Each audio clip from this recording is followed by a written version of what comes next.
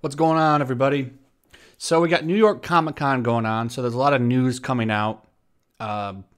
Been going through the various media sites, and I pulled some stuff that I think is interesting. There's obviously a lot more, so I'll probably have another one of these videos up tomorrow. But I've been going through a lot of the articles, and there's just so many bad ones. But I found a couple of good things, and a few of them that I think are worth sharing. I did this with Chicago Comic Con. We did about 2 videos. There's about 2 videos worth of stuff, and I think there'll be 2 videos worth of stuff here too. I've kind of combed through the comic stuff. I got a little bit of entertainment news and some PlayStation news as well. Tomorrow, look for another video of announcements, and we'll see what I find.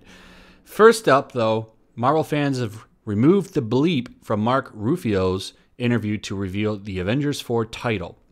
So, I guess he was on the Jimmy Fallon, late night show, and he said the name of the actual title of the Avengers 4 movie, but they bleeped it. So, being the autists that people on the internet can be at times, they found a way to remove the bleep. Now, I did listen to it, and it's really muffled.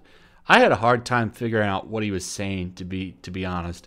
But using the editing software, apparently people have decided the name he says is Last Avenger. It would be an interesting play on, I guess, technically the first Avengers movie, the first Avenger with Captain America, and that would be an interesting way to end the 10 years that we've had. It would play into this, where Chris Evans actually came out on Twitter and gave a goodbye to the character. He said in a tweet, "Officially wrapped on Avengers 4. It was an emotional day, to say the least.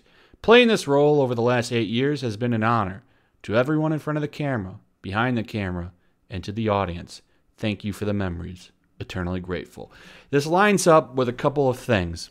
Last Avenger, first Avenger, kind of bringing it full circle. Number 2, Chris Evans' tweet here, saying goodbye. 3, his contract's up. And he's had a few quotes where he said he's just done. He doesn't want to do any more. He got his contract extended for this movie, and I think the 2 other ones that he cameoed in. So this would be it for him. This would be it for him. Now, this would give light to one thing, that the theory that he's going to die in this. Now, I think him and Tony Stark are going to die in this movie. It would go along with some of the things that Kevin Feige has said, where he's basically said you're going to see mantle changes and Captain Marvel is going to be the new face. Well, if she's going to be the new face, you can't expect Captain America to just take the sideline.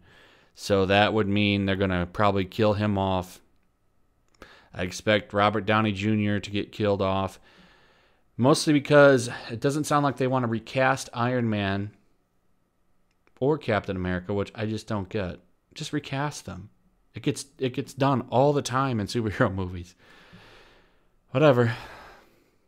Bury the franchises, Kevin. Bury them. So I think that that's true. I think that The Last Avenger is the name. I don't see them calling it Annihilation after such a dark Infinity War movie. Name's too dark. Last Avenger is just a cool name. I think that would be the perfect name for the movie, actually. So we'll see. We shall see. But I think that that's right, and I'm willing to stand by my theory that I think both of the big 2 are going to die in it. Venom has made $80 million in the box office, spiting all of the bad criticism. I have not seen it yet. I'm going to go see it tomorrow, actually, the 8th of October.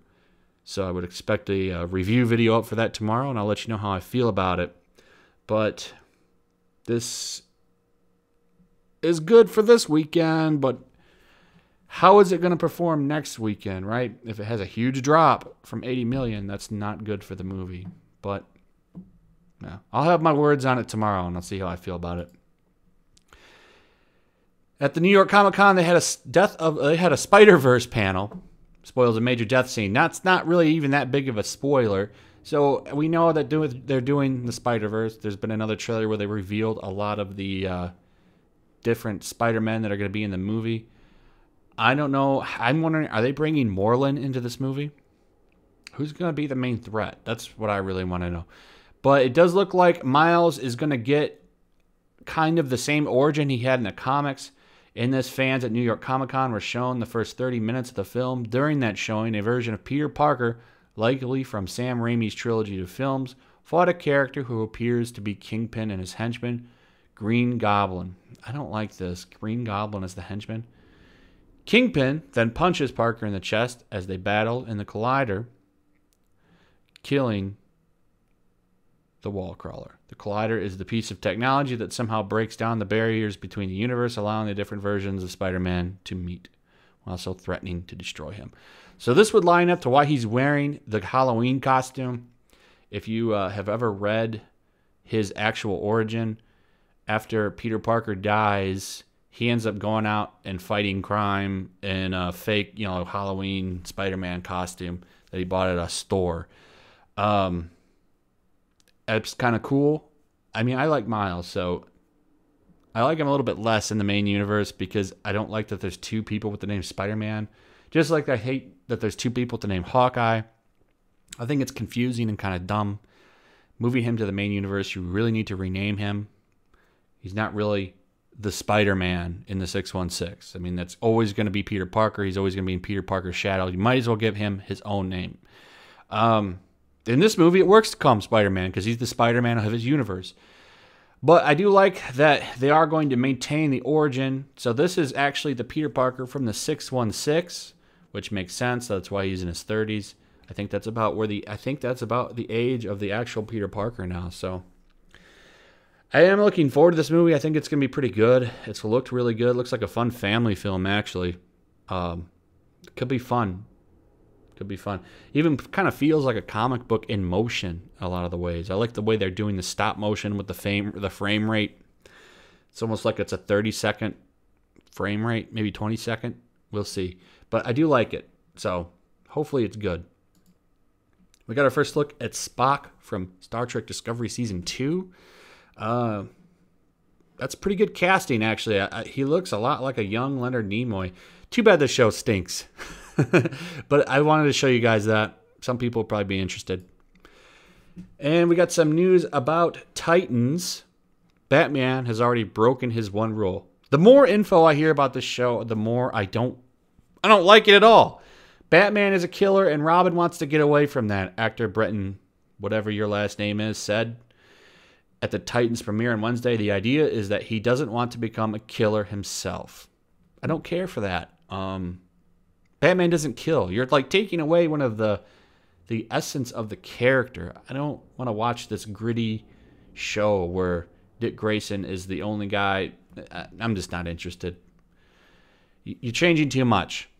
You can change a little, and it always happens when you take a property to a film or a TV show with real people. You have to make changes, right?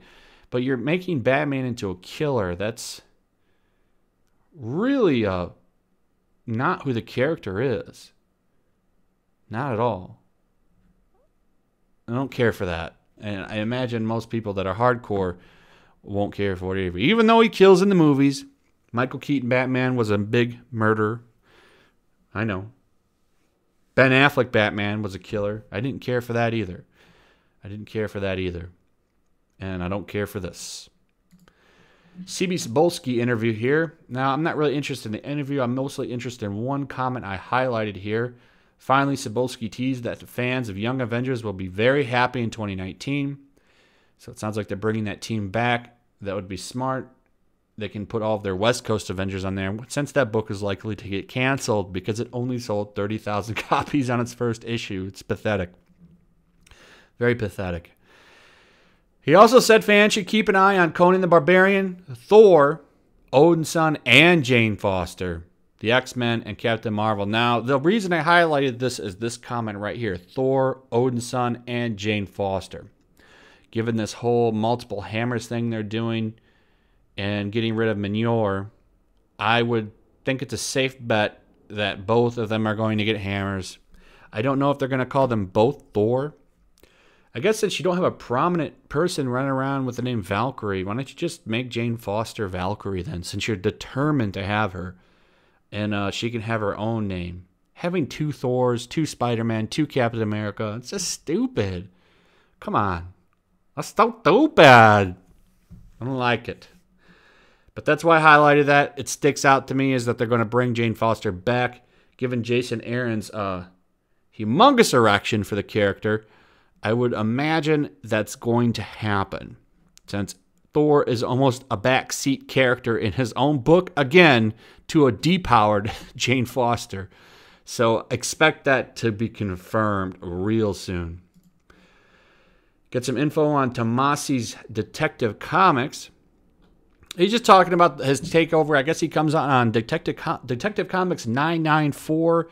His first series is going to be a kind of a touching of the Thomas and Martha Wayne deaths.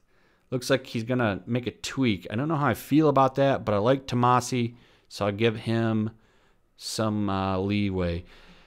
What I liked here, though, that I highlighted is where he talks about his Detective Comics run is going to be, at least for the first arc, all about Batman solo. No more 35 Bat Family characters. No more family drama as the hook. The reason I didn't like James the Fourth's run is because I don't like all of the high school drama. This looks like it's just going to be a straight up Batman solo story. And please let it be a detective story for once. Can we have a detective story in Detective Comics? I don't think that that's like, I don't think that that's asking a lot. I really don't. So, yeah, I'm looking forward to this a lot.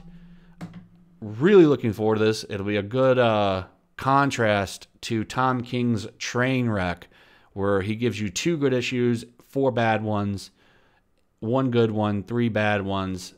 It'll be nice to probably have a pretty consistent run.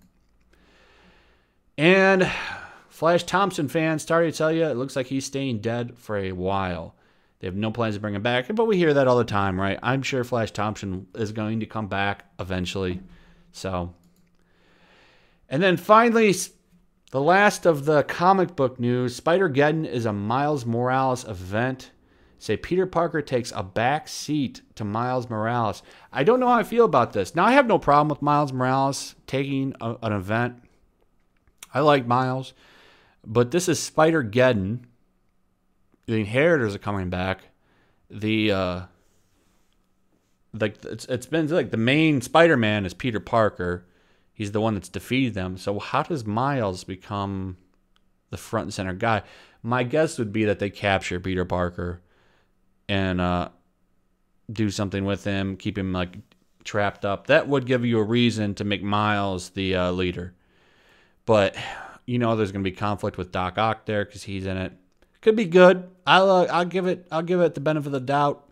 I'm looking forward to Spider-Geddon. But for him to effectively be the main centerpiece and the leader, if that's the route they're going, you have to take Peter Parker out of the equation. Peter Parker would not... He's like the mentor to him now. So that's not how that works. So they're going to have to figure that out. I got faith, though. I think Spider-Geddon is actually shaping up to be pretty good. And then the last piece of news I have is PlayStation 5 feature revealed. I guess Sony has copyrighted a patent for backwards compatibility 1 through 4 PlayStation. I don't know how that's going to work considering PlayStation 2 and 3 were like in-house made. They had like cell processor, motion engine, all those things. That's the reason that the PlayStation 3 did not have backwards compatibility. Because, well, it did at the start, but they got rid of it to make the system cheaper. If you remember, it was $600 when it came out. And they got rid of the backwards compatibility because it was just too expensive. And it really cut the cost down of the console. So we'll see. I'm not sure how they're going to do it. Because if they go straight up emulation, and I know someone's going to say that in the comments, there's a problem with that. You would have to, there's a reason that, you know, you can't get all the Xbox games on your Xbox One right now. And that's because they have to, like, get approval from every single studio who owns the game to do that, because technically it's like a new version, the way they do it or something. I don't really know the specifics. But regardless, there's a legal reason they can't just give you them all. They have to contact the studio, and the studio has to go through, there's politics, web contact, communication. It takes forever. If they're going that route, they'd have to do the same thing. So, I don't know. If it's a built-in feature where it can just play the disc, that would be different, but that would be costly. So I'm skeptical on that. I'm a little skeptical on this one. A little skeptical. We'll see. We'll see. I could be right. I could be wrong. Who knows? Anyway, that's it. Let me know in the comments what you think about this news. Like, subscribe, hit that notification bell. Follow me over on Twitch, Yellow Flash Comics. Also, check out my Patreon if you're enjoying my content. And I'll see you guys on the next one. Peace.